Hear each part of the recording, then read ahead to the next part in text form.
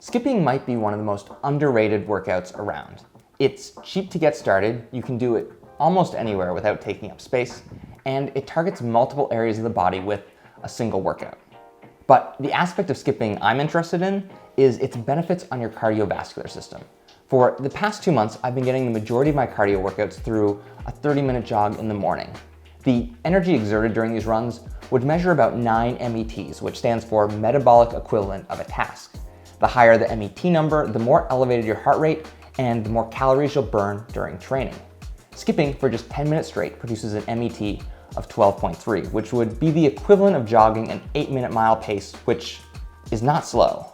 So for the next 30 days, I want to replace my morning jogs with a 30-minute morning skipping routine to see how much I can improve my cardio performance. And to test this, I put on a heart monitor yesterday morning and asked a friend to keep my time.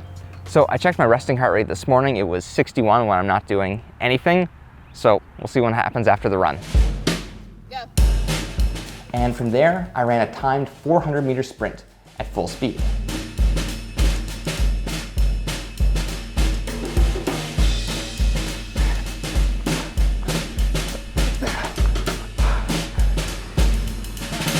What was my heart rate? 157. And my time? 87 seconds. After my heart rate went back down to 90, I did 20 straight burpees, which was more demanding than I was expecting, and I finished with a heart rate of 117. At the end of this challenge, I'll test those same 3 numbers again to find out how much impact this new skipping routine has had on my overall cardiac health. Day 1, starting now. So I came to the spot gratuitously for the nice view of the city. I am going to be doing my skipping in 3-minute circuits with a minute rest in between. So somewhere between 7 and 8 circuits, I'll hit that 30-minute mark and get started.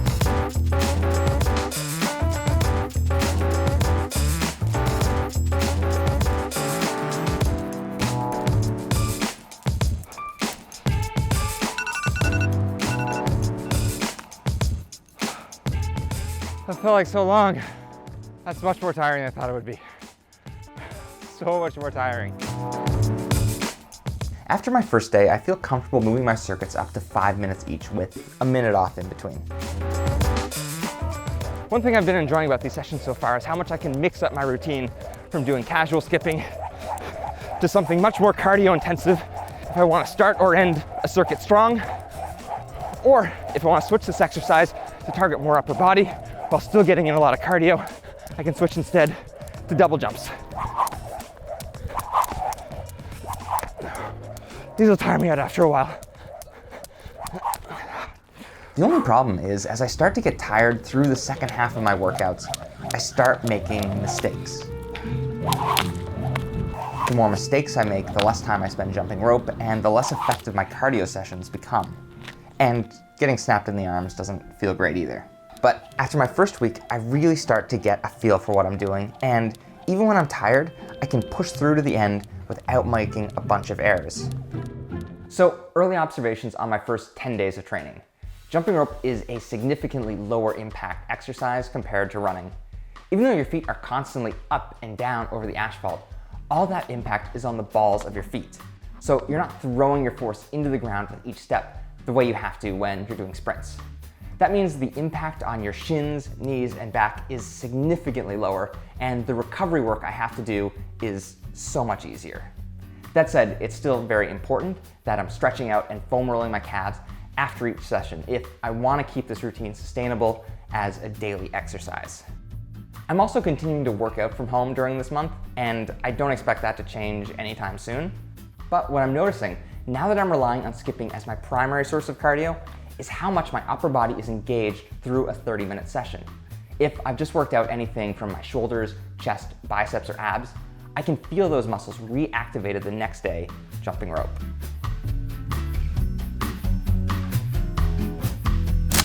So I was just at the park, and I think I've encountered the first small setback of this challenge.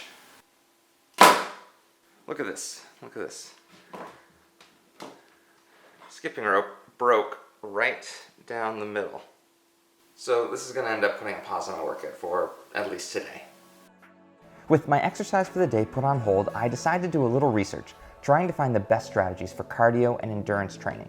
For the past week, I've been thinking a bit about the training Cam did for his marathon run, and how each week involved one day of intense training, with the other days more or less being maintenance runs.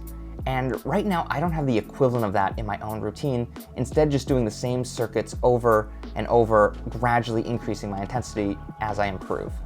And we've quantified the training of hundreds of athletes in cycling, cross-country skiing, rowing, and distance running.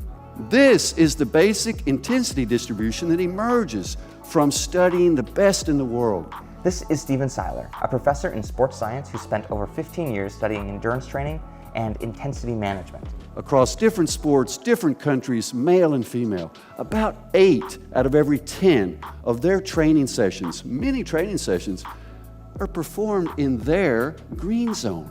And the findings from his research into endurance athletes recommends I do less to push myself into those middle intensity workouts every day, instead keeping most skipping days at low intensity while doing one moderate workout a week and one day where I go all out. Before I get into what these max workouts look like, I want to talk about the sponsor of this video, Whoop. Whoop is a fitness wearable that collects physiological data 24/7 to give personalized insights into your levels of activity throughout the day and the quality of recovery sleep you're getting throughout the night. You can track your performance for any given workout by entering the activity into Whoop's Strain Coach, which provides you with real-time feedback into how much strain you've put your body through, so you can maximize your workouts without the risk of overtraining.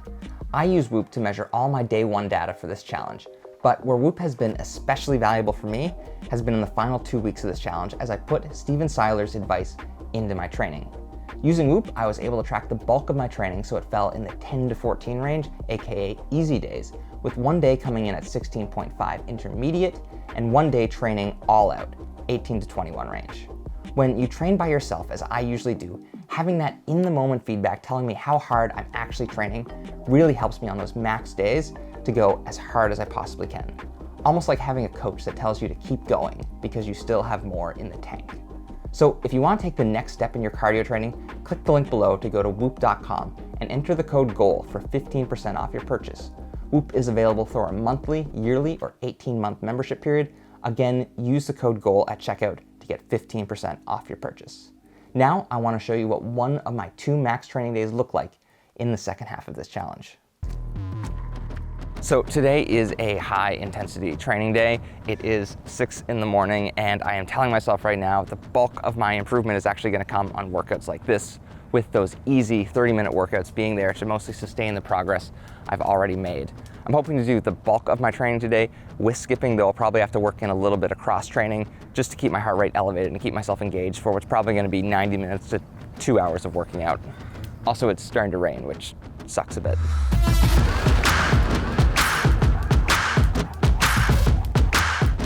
I'm starting out with 5 rounds of 2-minute circuits, going as hard as I can until my timer goes off, triggering a break. Then it's 45 seconds rest until I'm at it again for the next circuit. Next, it's 5 rounds of sprints that I'm guessing are between 200 to 300 meters each, but it's hard to tell without a track. The main thing I'm hoping to accomplish with long workout days like this is an increase in my VO2 max. VO2 max is a cardiovascular measurement that calculates how much oxygen your body can utilize during intense periods of exercise. The more oxygenated blood your heart can circulate to your muscles means the more your muscles can convert that into fuel and the larger your cardiovascular engine becomes. And one of the most effective ways to increase your VO2 max is by training at or close to your body's peak level of intensity. For me, that takes 1 hour and 40 minutes of sustained cardio work to reach that level. With my long workout done for the week, I just have a few 30-minute sessions left to go. As my endurance has improved over the course of the month, I've had to increase the intensity of these sessions to continue improving. That means more speed circuits and a lot more double jumps, which I've actually gotten half decent at, I think. In prep for my day 30 test, I've watched back my first run and realized as I get tired, I'm coming down on the sides of my feet when I should be landing evenly. I hope correcting this form will make a small improvement in my time as I start getting ready for the final day. Because some schools have reopened here, I have had to switch tracks. This one is 600 meters long, so the place I start will not be the same place I finish. Besides that change, I'm feeling ready to go. Go.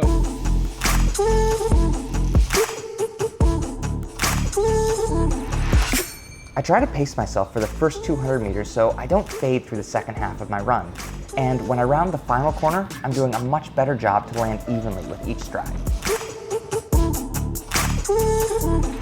Time. What was my time? 1 minute, 15 seconds. 15. Was it 75? 75. Yeah. My time on the 400 meter improved by 12 seconds with almost no circuit or running training in my workouts. My heart rate came in at 159 beats per minute, which is just slightly higher to what it was on day one. To be fair though, my time on the first day was not very good, so there was a large window for improvement, and I suspect running on the better track probably shaved a second or two off my time as well. But even anecdotally, after my run, I could still catch my breath. I wasn't huffing and gasping for air the same way I was 30 days ago, which meant I could quickly move on and test my improvement doing burpees. Go. This one felt a bit harder than the run as my glutes and quads got tired quickly, and that started to slow me down as I got to the last 5 of the circuit. 19. Crank it out. 20. 1 minute exactly. My time on the burpees improved by 3 seconds, but again, my heart rate actually went up compared to day one. The only area I actually saw a decrease in was with my resting heart rate, which dropped from 61 BPM down to 57. Still, I think the most compelling point of data remains my improvement on the 400 meter sprint. And in hindsight, I wish I tested myself with longer runs as well. Both a timed 1600 meter and a 5K run would have been better tests for measuring endurance compared to just the 400. My hope though is if I can continue these skipping workouts while mixing in some sprint training and running, I can eventually work my way to a 400 meter sprint that's closer to the 65-second range. That's my hope anyway. What I really enjoyed about jumping rope for the past 30 days is how much I was able to work in small challenges for myself throughout these half-hour sessions. Starting out, I could only manage 40 seconds at full speed, and maybe I could pull off 2 double jumps back to back. Trying to improve day to day with these small goals kept me engaged and consistently pushing myself without feeling like I was doing monotonous cardio work. So if you're struggling to find a cardio routine that works well for you, or you just want to mix up some of your training, I think it's absolutely worth it to give jumping rope a try, and I'm going to continue doing it.